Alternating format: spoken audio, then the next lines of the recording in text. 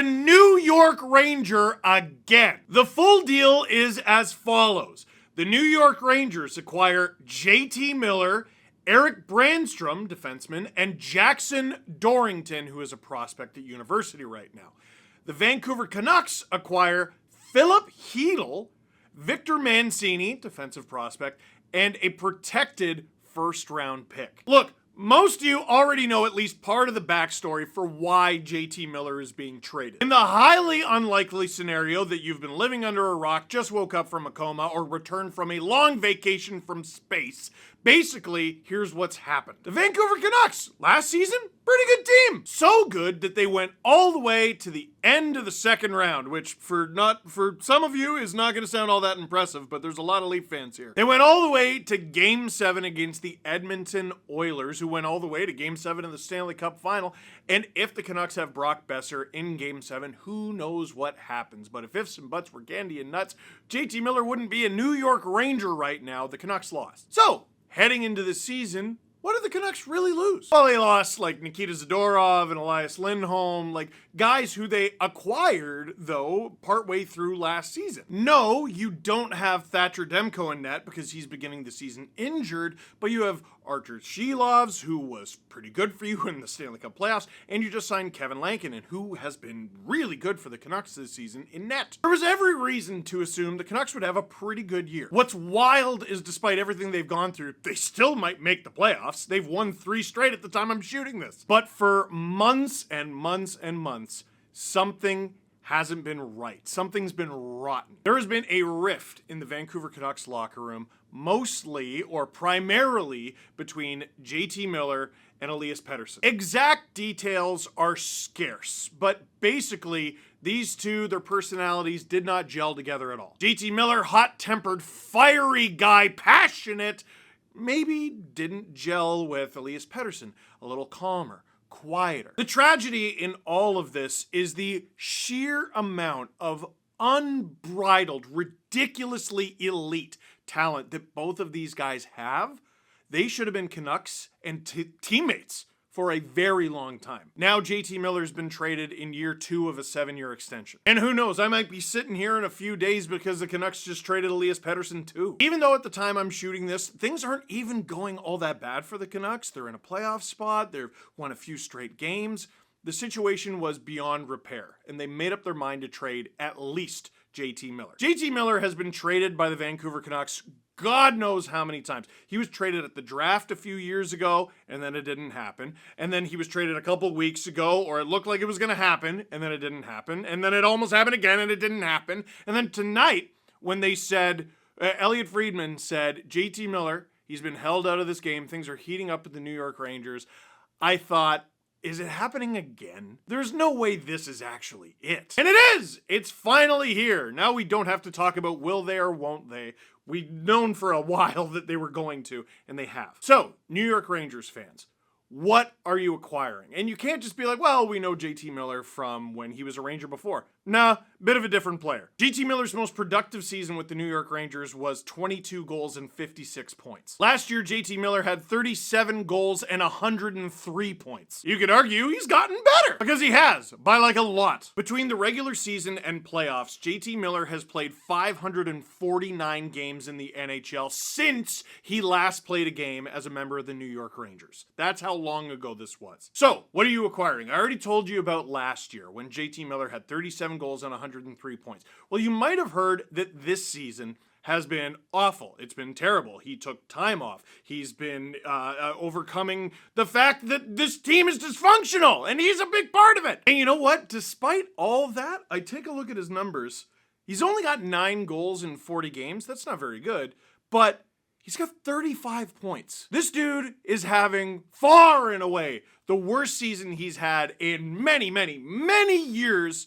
Still nearly a point-a-game player. If JT Miller is the player and the person that we think JT Miller is, he is going to show up in Madison Square Garden absolutely shot out of a cannon. Last season, he had 37 goals. The season before, he had 32. The season before that, he also had 32. The season before that, he only had 15 goals in 53 games in a season that wasn't very good for him. That was the All-Canadian Division season. You probably didn't see very much of it, but a lot of Canucks fans, including JT Miller, would like to forget it. And they should. Because the season before, JT Miller had 27 goals in just 69 games. Guess what? That is a pace of over 30 goals. JT Miller is money in the bank for 30 goals a year unless the year is catastrophic. The last time JT Miller didn't hit 30 goals was like global event and whatever the hell this year was. Every season, when you look at your roster and you gotta figure out how many goals are in your lineup, how many goals you're gonna need, and how many goals you're gonna need to stop, you're going to look at the JT Miller slot in your lineup and go, oh, there's 30. It's a bit of a lazy thing that people always go back to, but in this one, I think it's just dead true.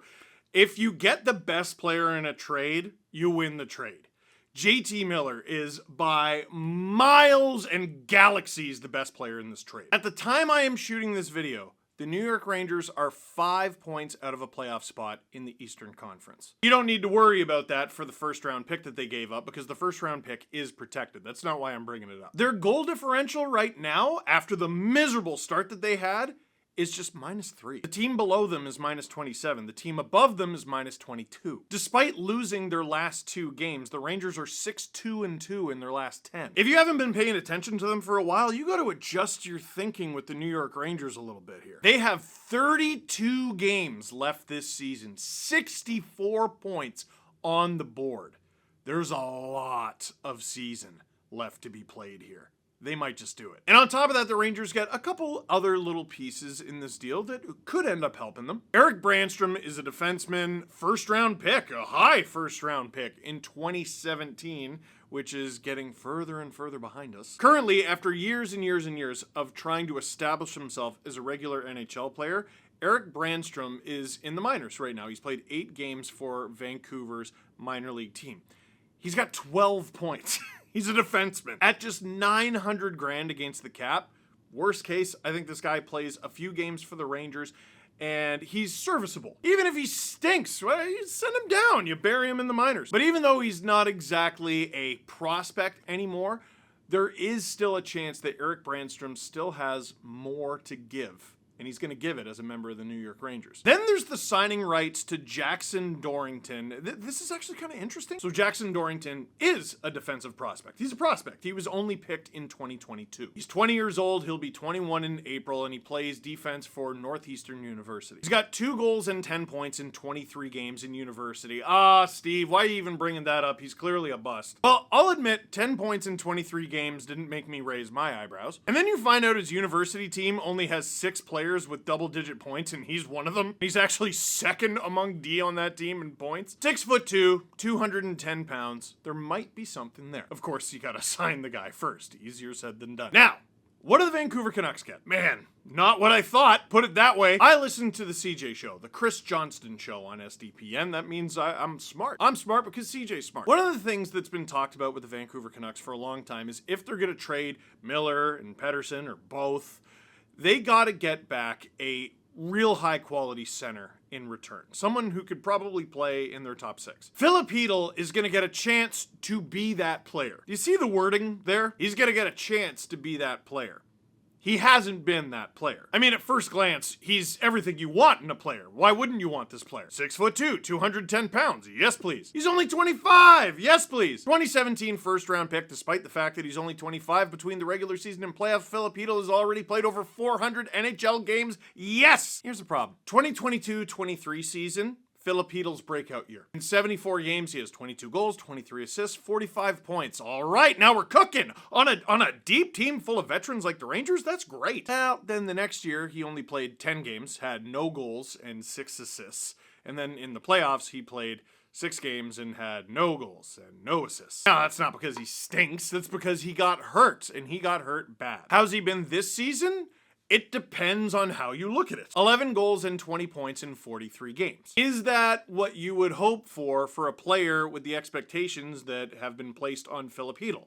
No. Is that a pretty good offensive total for a player who only played 16 professional games last year and scored goals in none of them. Yeah, I'd say this year's going pretty good, all things considered. The problem with Filip Chytil isn't that, oh yeah, he's got room to grow. Of course he's got room to grow, but he's got room to get back to what he was before. He's still building to that. I think he's a really good player. I think he's a really versatile player. But again, this season might not be the best season to judge him by. I hope Canucks fans give him a chance because who knows? Maybe he just goes off for the rest of the season.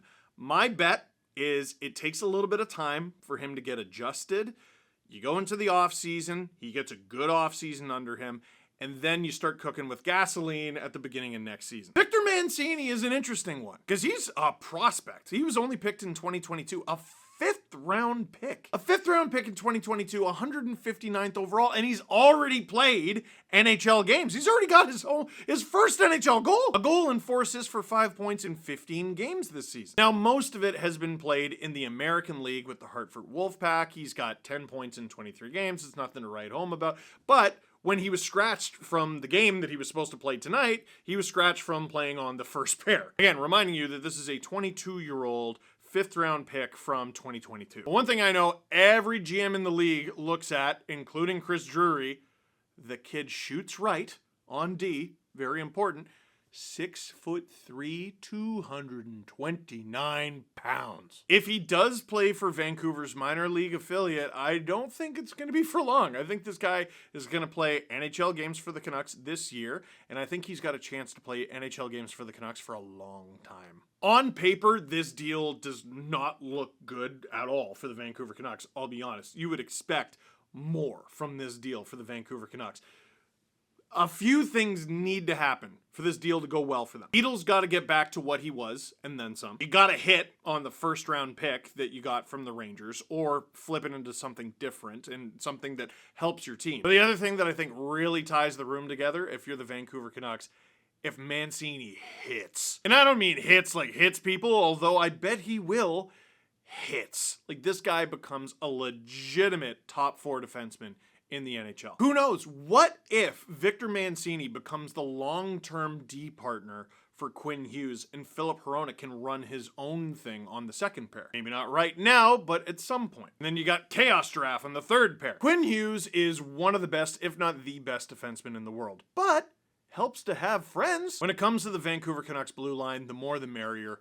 Good job picking up Mancini. Now, that's me trying to talk it up like, hey, I think the Canucks did all right here. My honest opinion, the day that this trade happens, the Rangers wiped the floor with the Canucks. The Rangers, who weathered their own storm a few months ago. Oh, we're trading Kreider. We're trading this guy. We're trading that guy. They weathered the storm. They're doing all right. They might mess around and make the playoffs, and they just bought. Like, bought in a big way for this season and seasons to come, with the cap going up especially. All of a sudden, that Shesterkin deal looks pretty good too. But if you're the Rangers, you gave up a player you basically didn't have last year. A player who is, a fifth rounder from 2022 and a protected first. In return, you get JT Miller. You give those things up for a guaranteed 30-goal, 80, 90-point guy in a heartbeat. The Rangers weathered their own storm. The Vancouver Canucks were kind of left screwed by the Carolina Hurricanes and the Rantanen deal, because there's been all these rumors for all this time where Miller's going. He's going to these blah, blah, blah, blah, blah. It became very obvious that the Canucks were kind of left at the altar here. As a result, the Canucks were kind of in a position where the Rangers could say, take it or leave it. I guess the question is, what happens next? Does Pettersson still get traded? Do the Canucks now have enough money to sign Brock Boeser? Does Brock Boeser want to sign in Vancouver without JT Miller and potentially without Elias Pettersson? Are the Pettersson to Buffalo rumors more than just rumors? Buddy, click subscribe because we're not done here. For now, that is it for this one. Thank you very much for watching. Click like if you like this video. Click subscribe if you really liked it. Tell all your friends. JT Miller is a New York Ranger once again.